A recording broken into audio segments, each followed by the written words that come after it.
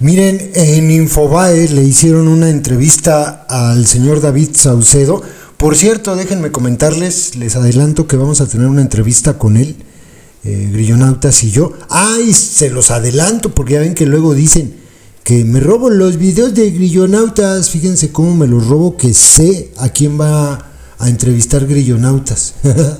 Bueno, vamos a hacer una entrevista y se las vamos a compartir con ustedes, pero el caso de hoy es que publicó Infobae esta entrevista que le hacen a él y dice cosas que yo aquí les he comentado. Cuando hacen las detenciones, las grandes capturas, les digo, detienen a puros gatos de medio pelo. El señor David Saucedo dice que son charales y que nos los hacen pasar por peces gordos, y creo que tiene razón en lo que dice. Están tan preocupados por las amenazas de Donald Trump que detienen a fulanito de tal y nos lo presentan como si fuera el capo de capos, el jefe de jefes, les dice él. Y es la verdad, esto acaba de ocurrir con la detención de un presunto líder de una organización criminal que no es ni siquiera el líder.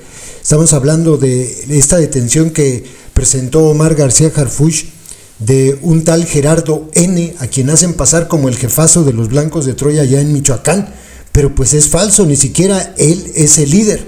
Y esto está ocurriendo con varias detenciones.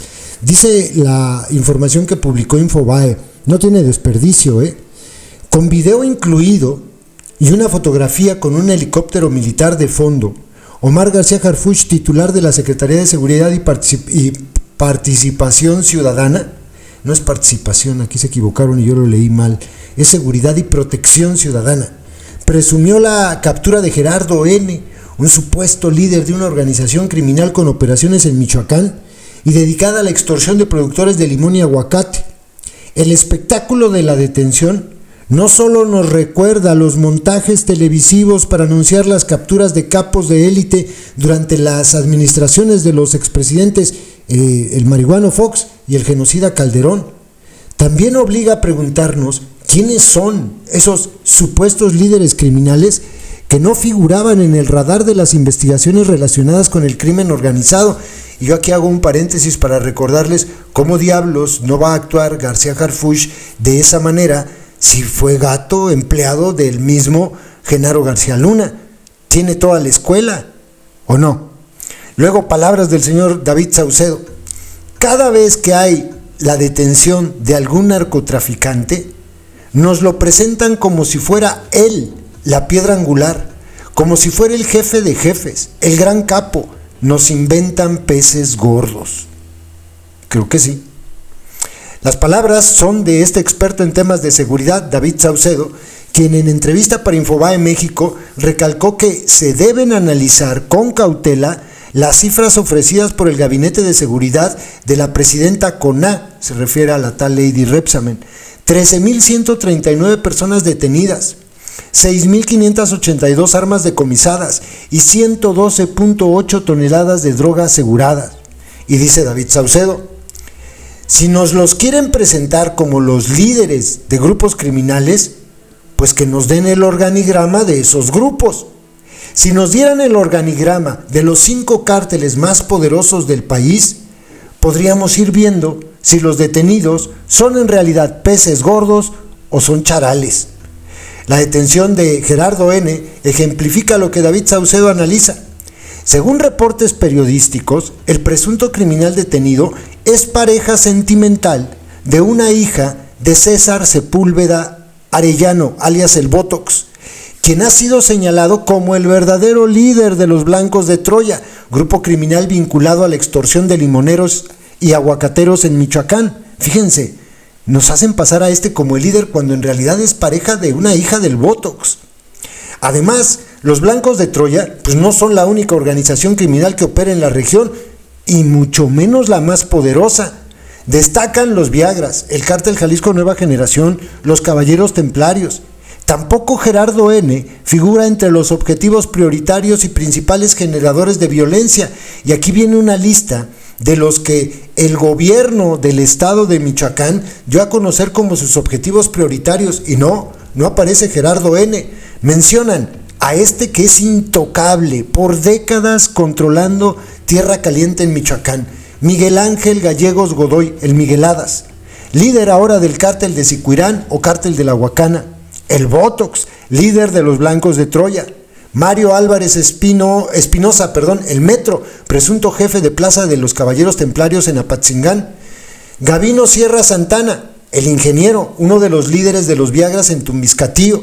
Nicolás Sierra Santana, el gordo, el jefe máximo de los Viagras.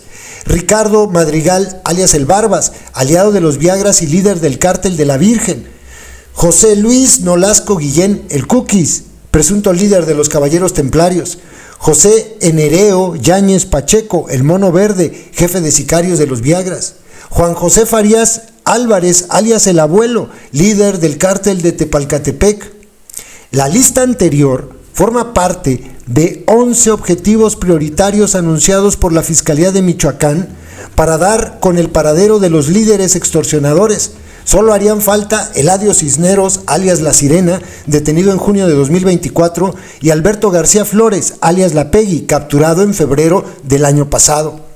Dice David Saucedo: tengo la sospecha, por no decir la certeza, que el gobierno federal lo que hace es inventarse narcotraficantes de alto perfil mediante apodos rimbombantes y hacer pasar a un jefe de sicarios como un jefe de plaza, o a un jefe de plaza por un líder regional.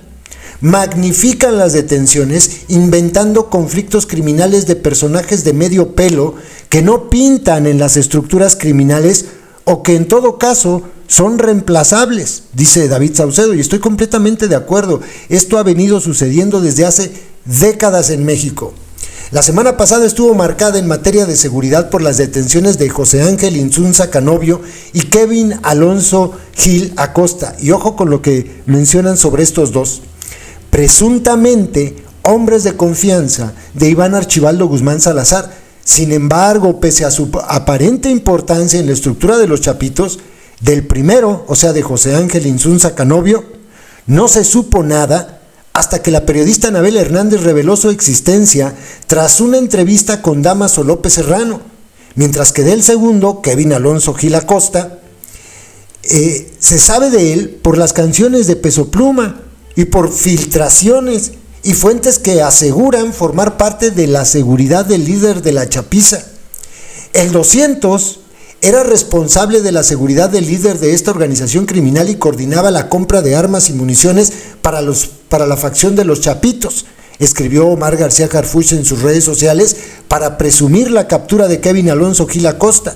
Sin embargo, los reportes de periodistas que han seguido de cerca al cártel de Sinaloa y a los Chapitos refieren que su verdadero jefe de seguridad es, el que todos sabemos, Óscar Noé Medina González, el Panu, quien incluso aparece junto a Iván Archibaldo en la lista de los más buscados por la DEA.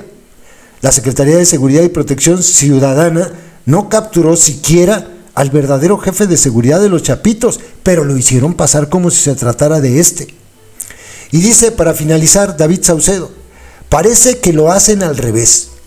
Primero detienen a alguien y después le buscan un lugarcito en el organigrama criminal.